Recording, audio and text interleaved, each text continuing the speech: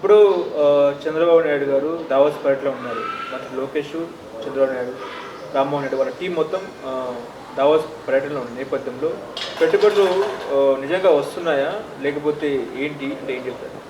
ఇప్పుడు ఇవి economic forum అక్కడ జరుగుతుండే దావోస్లో వ్యాపారవేత్తలు వస్తారు, వీళ్ళు ప్రభుత్వాలు చర్చించుతాయి, ఈ ప్రోత్సాహకాలు ఇస్తాము అవి ఇవన్నీ అన్నీ చెప్తారు.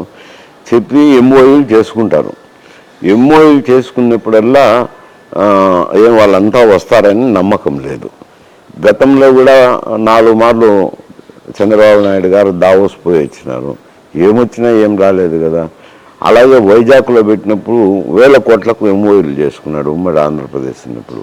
అప్పుడు కూడా ఎవరు రాదు, ఊరికే ఎంఓయూలు చేసుకుంటారు, వెళ్ళిపోతారు. మళ్ళీ పెట్టుబడులు అనేది ఇతర అంశాలను బట్టి ఆధారంగా ఉంటాడు. ఏ పారిశ్రామికవేత్త అయినా పరిశ్రమ స్థాపించాలంటే ఆయనకు అవసరమైన చోటనే నెలకొల్పుతారు.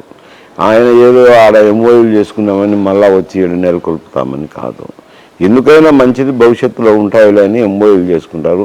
ఒకవేళ ఇక్కడే పెట్టదలుచుకున్నారనుకోండి, దావోస్ పర్యటన వల్ల చేసుకున్న ఎంఓయూల వల్ల ఇటు తెలంగాణలోనో అటు ఆంధ్రాలోనో ఎవరైనా పెట్టుకోవాలనుకున్నప్పుడు ఈ ఎంఓయూలు చూపిస్తారు. ఎంఓయూలు చూసినప్పుడు ప్రభుత్వం కొంచెం ఇతర ఏ ప్రోత్సాహాలు చెప్పింటారో కొంత మేరకు చేయాల్సింది ఉంటుంది. ఇప్పుడు ఏపీలో జగన్ పరిస్థితి ఏంటంటే ఇప్పుడైతే ఏం లేదు పరిస్థితి. ఇంకా 6 మాసాలే కదా అయింది, 7 మాసాలు ఇంకా పోవాలా. ఈ పరిపాలన పట్ల వైముఖ్యం వచ్చితే కానీ ఆ పార్టీకి ప్రతిష్ట పెరగదు. అందులోనూ అక్కడ కాంగ్రెస్ పార్టీకి చెల్లెలు ఉన్నారు అధ్యక్షులుగా. ఆమె ఏం చేసుకుంటుందో ఏం కదో చూడాలి. అవన్నీ చూస్తే కానీ ఇంకొక సంవత్సరం పోతే కానీ చెప్పలేము. జగన్ కేసుల గురించి ఇప్పటిదాకా మాట్లాడతలేరు, 6 మాసాలైనా కూడా బీజేపీ కనీసం స్పందిస్తలేదు అంటే దీన్ని బట్టి చూస్తే జగన్ కూడా వీళ్ళపోవలే ఉన్నారు అనేది చర్చ. అవి తెలియని ప్రజలు అమాయకులు మాట్లాడే మాటలు.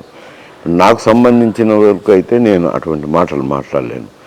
ఎందుకంటే ఛార్జ్షీట్ ఫైల్ చేసినారు, విచారణలో ఉన్నాయి, కేసు విచారణ జరగాల. అది అటు బీజేపీ ప్రభుత్వం మీదైనా ఉండదు,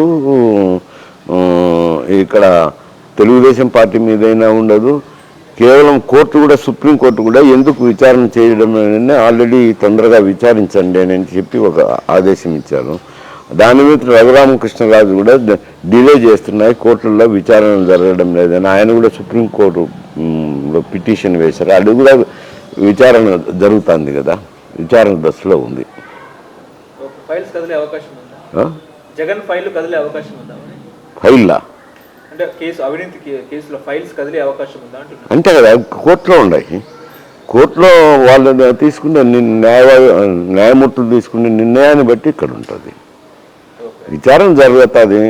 ఇది 2 జగన్ న్యాయవాదులు వాదన చేస్తారు, సిబిఐ తరఫున ఉన్న న్యాయవాదులు వాదనలు చేస్తారు. వాదనల మీద వాళ్ళు ఏ నిర్ణయాలు తీసుకుంటారో న్యాయమూర్తులు చెప్పలేం కదా, వాళ్ళ దాని గురించి కామెంట్ కూడా చేయలేం.